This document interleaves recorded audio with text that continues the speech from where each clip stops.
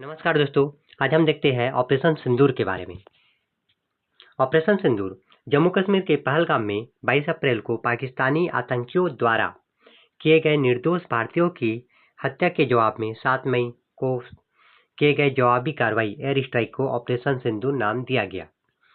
बालाकोट में 2019 के स्ट्राइक के बाद इसे दूसरी बड़ी कार्रवाई माना जा रहा है। अब कुछ और इम्पोर्टेंट पॉइंट्स देख लेते हैं। ऑपरेशन सिंदूर में 9 आतंकी ठिकानों को ध्वस्त किया गया। इसमें से 4 पाकिस्तान में, 5 पीओके में स्थित है। सूत्रों के अनुसार भारत ने 24 हमले किए।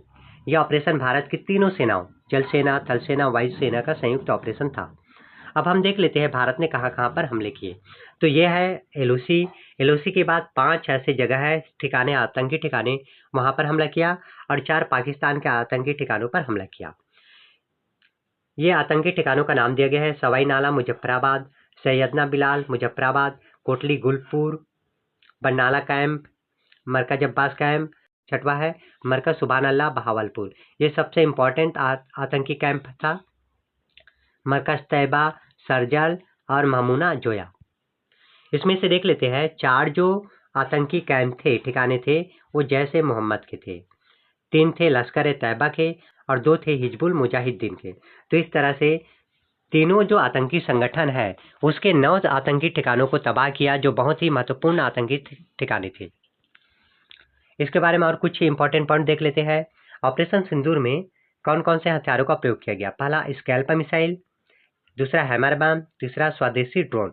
पहला और दूसरा ये है आयातित थे, इम्पोर्टेड हथियार थे और ये थे भारत स्वदेशी निर्मित।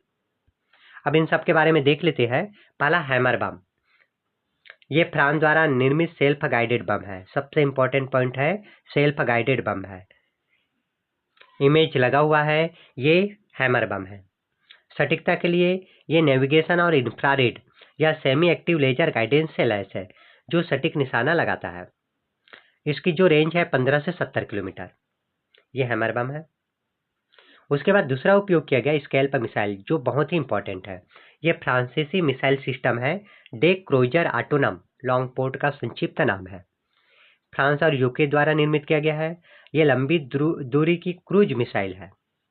इसे इस तरह से डिजाइन किया गया है कि 500 किलोमीटर की अधिकतम सीमा में यह दुश्मन को और उसके असेट संपत्ति को ध्वस्त कर सकता है। स्कैल्प मिसाइल को राफेल विमानों द्वारा दागा गया। ये देख सकते हैं, ये राफेल विमानों द्वारा स्कैल्प मिसाइल को दागा गया।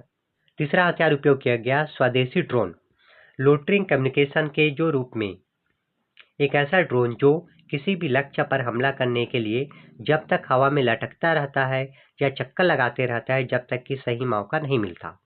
यह इस ड्रोन की खासियत है। यह स्वदेशी ड्रोन है।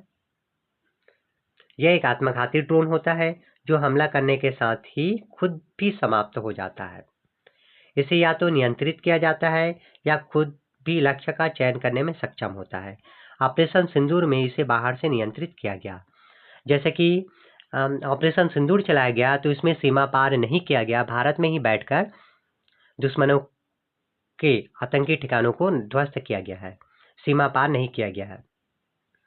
ऑपरेशन सिंदूर, अब ये ऑपरेशन सिंदूर नाम क्यों दिया गया? मीडिया रिपोर्ट के अनुसार ऑपरेशन सिंदूर नामकरण के पीछे पहलगाम हमले में आतंकियों द्वारा कई मांग को उजाड़ देना था, इसलिए इस जवाबी कार्रवाई को ऑपरेशन सिंदूर नाम दिया गया। ऑपरेशन सिंदूर उन निर्दोष महिलाओं को इंसाफ दिलाना था जिनका सिंदूर आतंकियों ने उजाड़ दिया था। अब देखते हैं नाम कैसे रखा जाता है। किसी भी मिशन का, ऑपरेशन का नाम कैसे रखा जाता है?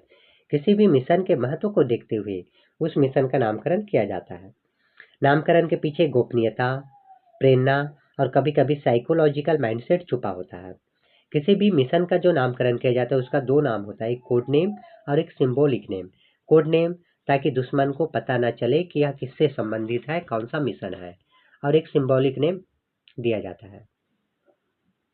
ऑपरेशन सिंधु न केवल पाकिस्तान को करारा जवाब है, बल्कि अंतर्राष्ट्रीय मंच पर भारत की रणनीतिक और कूटनीतिक क्षमता का भी प्रमाण है।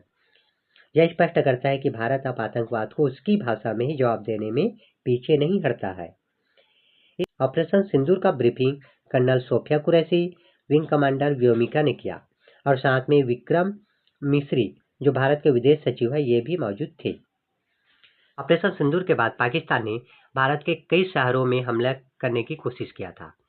इसके बाद भारतीय सेना ने 2 JF-17 और F-16 पाकिस्तानी फाइटर जेट को मार गिराया। इस तरह से हमारा ऑपरेशन सिंदूर का ये टॉपिक कंप्लीट हुआ। यदि आपको वीडियो अच्छा लगे तो वीडियो को लाइक, शेयर और सब्सक्राइब कीजिए। Thank you.